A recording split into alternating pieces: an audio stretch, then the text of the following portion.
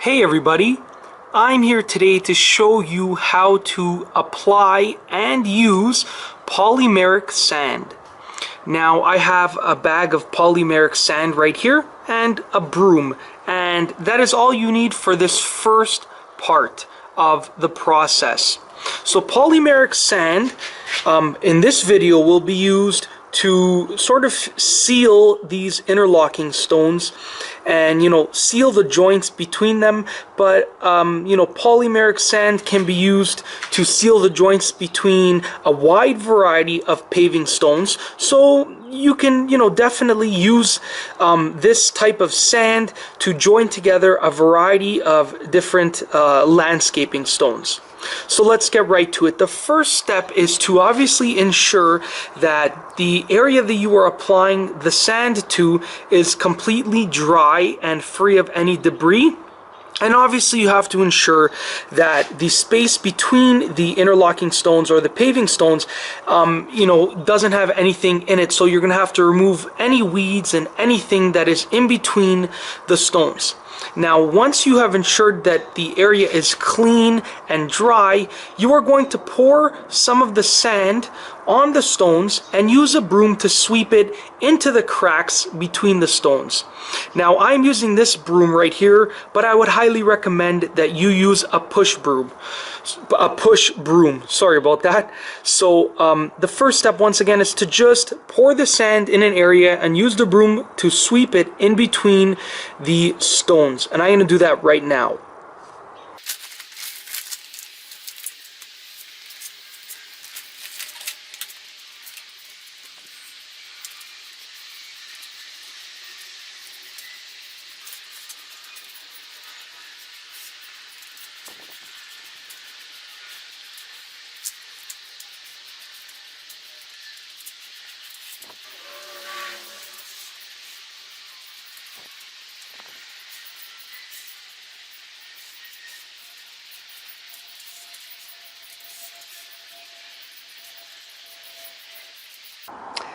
So as I am sweeping the polymeric sand into the cracks between the interlocking stones, I realized that although I did go ahead and remove the weeds a few days ago, there are a few that I have missed. So as I am sweeping it into the cracks, the weeds that are still here are really easy to see. So I'm going to take this opportunity to go ahead and pull those weeds out, trying to get as much of the root as possible, just like that, and then sweep some polymeric sand into that little crack or that little hole that I just created. So as I am doing that, the weeds that are still here are really easy to spot, so you're definitely going to want to take this opportunity to pull those weeds out and sweep some polymeric sand into the hole or the crack where the weed was.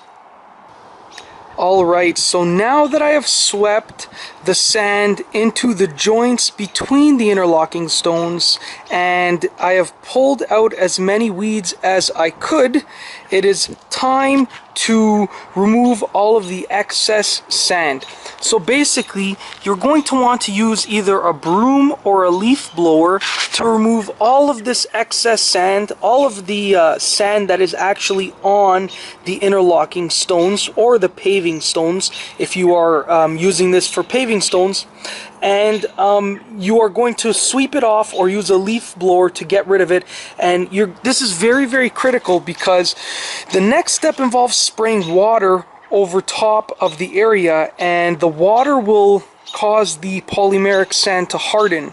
So if you have any polymeric sand left on top of the interlocking or paving stones, then that will cause this hard sand to be pretty much stuck on top of the stones. So use a leaf blower or a broom to sweep off all of the excess sand and just ensure that there is only sand in between the interlocking stones or paving stones.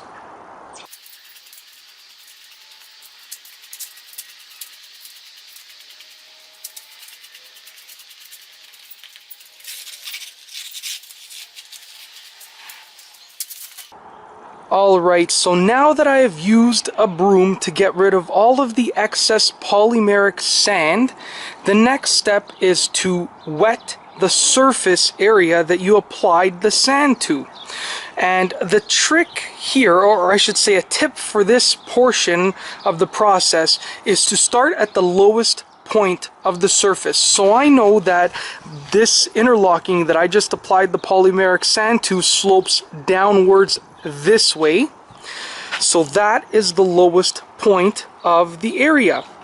So what you're going to do is you're going to get a hose, obviously with the water turned on, and a hose nozzle that has a very light setting. So I have mine set to shower right here, and I'll just give you a look at what it looks like when I hit the nozzle and it's on shower. It's just a very light spray of water. So you're just going to apply a very, very light coat of water to the area that you applied the sand to, just like this.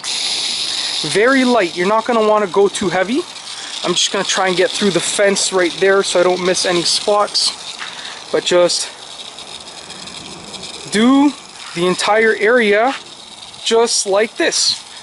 Once again, using a very, very light setting on the hose, just make your way around the area. Now I'm going to put the camera down as I continue to do this.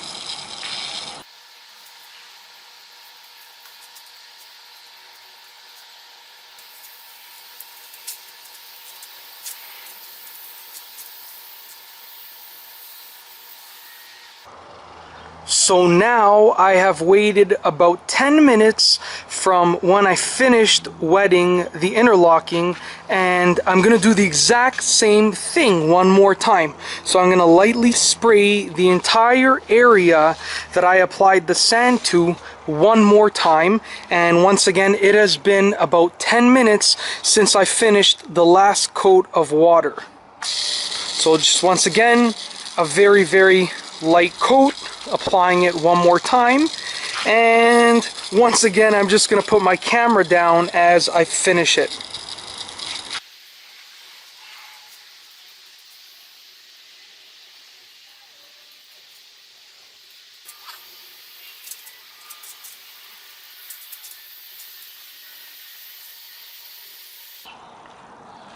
I just wanted to give you a piece of advice before finishing this video. You are going to want to avoid buildups of water in any one spot, just like that. So if you do see water sitting in one spot, you can either use a squeegee to get rid of it, or you can just do what I'm doing and use the end of this right here. So you're just going to want to just get rid of that buildup. So I have a little dip in the interlocking part right here, and that causes water to be built up. So, you know, if you just use either a squeegee or pretty much anything to get rid of that water, that would be absolutely great, and that would help you most definitely. There's another one right here. I'm just going to get rid of it before it starts to dry up. And one last one over here. So that's just a piece of advice. Don't let the water build up in any one spot. Now, with that being said, some people like to do a third round of spraying, but I don't. I think that 2 is more than enough for this specific situation. But do some research. If you feel that a third spray is necessary, then go ahead, wait another 10 minutes, and give it one more spray. But if you are like me and you are done after your second coat, then you're good to go. All that you have to do is let it dry. Now, one other piece of advice, definitely check the weather forecast before starting a project like this, because you're going to want to make sure that it doesn't start raining while you're in the middle of doing this, because I have been in a situation before where I was doing this and it started to rain, and it sort of really threw things off. So with that being said, you know, applying polymeric sand to interlocking or paving stones or anything of the sort is really simple. Just follow the instructions in this video and you'll be good to go. And that's all I have for you today. Thanks for watching.